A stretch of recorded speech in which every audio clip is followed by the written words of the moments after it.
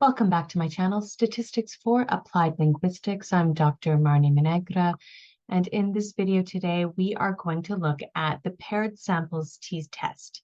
Now, this is sometimes referred to as the matched samples t-test, but we're going to call it the paired samples t-test. And again, let's look at when we would choose the paired samples t-test. If we're not sure which test we need, if we only have one sample, and we do know the standard deviation of the population, we would use a z-test. If you do not know the standard deviation of a population, you would use a one-sample t-test. However, if you have two samples, if the data is not paired, so you have two different classes of students with different numbers in the classes, it is not paired, that's an independent samples t-test.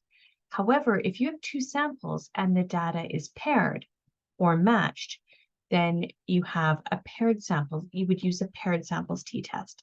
So an example of where we would use this would be, say, if we have 26 sets of identical twins.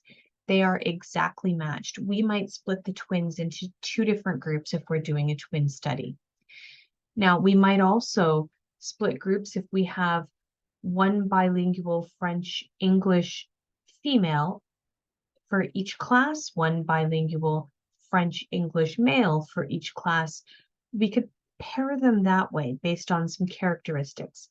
Another way that the data can be paired is if you have a pre-test, post-test design with one sample. Now, of course, all of the participants have to complete the pre-test and the post-test because the number has to be the same on both tests or the statistics won't work here. So let's have a look again. The paired samples t-test or matched pairs. So unlike the independent sample t-test, the samples are paired. This means there is one of each kind in each group. So here's the example where you have a bilingual female French-English, bilingual male French-English, and so forth. So these groups are matched exactly as a control. So matched pairs means the samples are not independent. So one of the differences here from the independent samples t-test is the degrees of freedom. So the degrees of freedom are going to differ where the number, so n minus 1, is the number of pairs minus 1. So if we have 20 pairs, then it's going to be, the degrees of freedom will be 19. If we have 26 pairs, it will be 25. Okay, so in order to do the matched pairs t-test in JASP, we are going to first save the data, your Excel file, as a CSV file.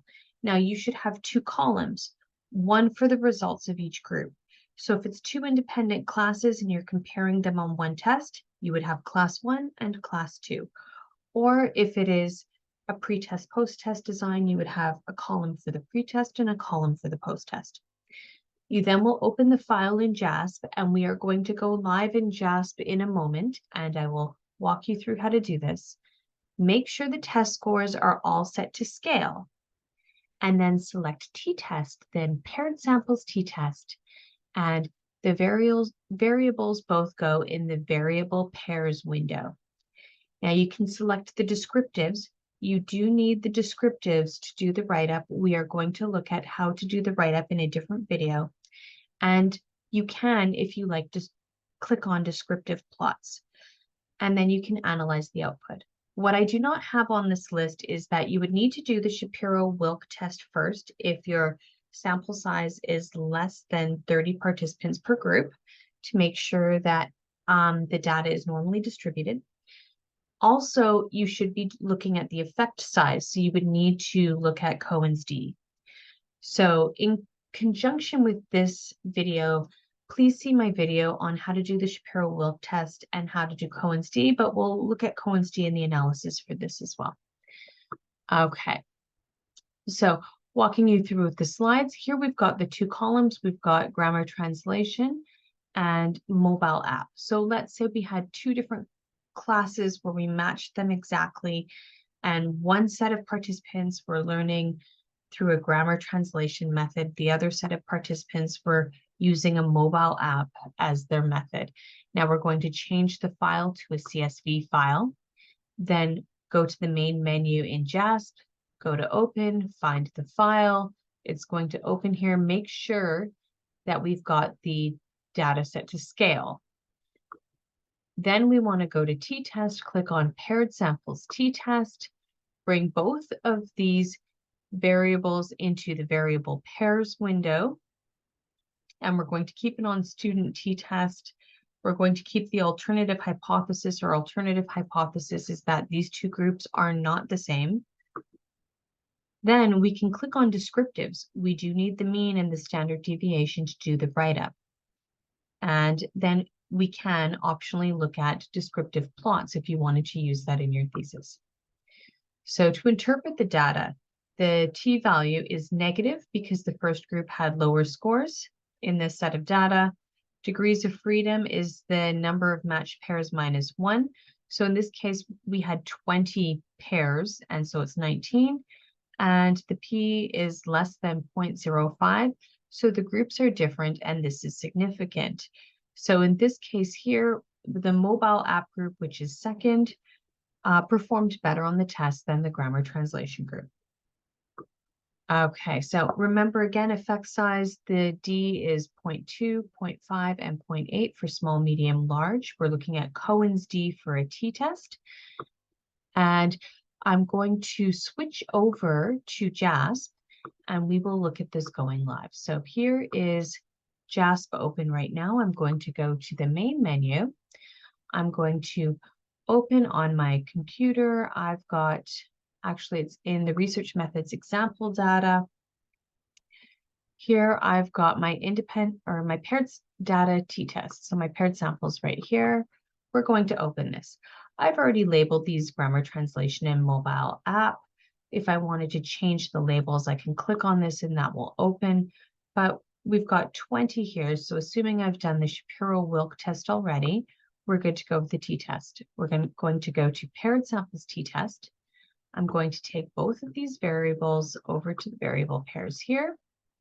And we've got our output similar to what we saw on the slides because this is the same data set that I used on the slide deck.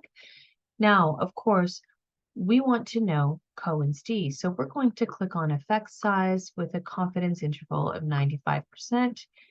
And we can see Cohen's D. We've got a medium to high effect for Cohen's D here.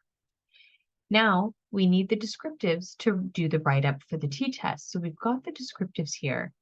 I can also click on the descriptive plots and get the plot showing that the grammar translation performed at a lower level than the mobile app. Now, if you like, you can also look at bar plots. And you can put the bar plots into your thesis as well. You would just take a screenshot and put that in there. Now, I am going to show you one other thing here. Now, in this case, I did not do a Shapiro-Wilk test, and I have 20 participants per group. But you can come down here and click on assumption checks. And with the assumption check here, if the p-value is significant, that means that the sample is not normally distributed. So here I'm doing this after the fact. This is going to give us the Shapiro-Wilk we can do from right from the t-test screen. So here I know that it is normally distributed because significant results suggest a deviation from normality. So I didn't do the Shapiro-Wilk test beforehand. I can do it right here after the fact. So here we know that we've done this properly.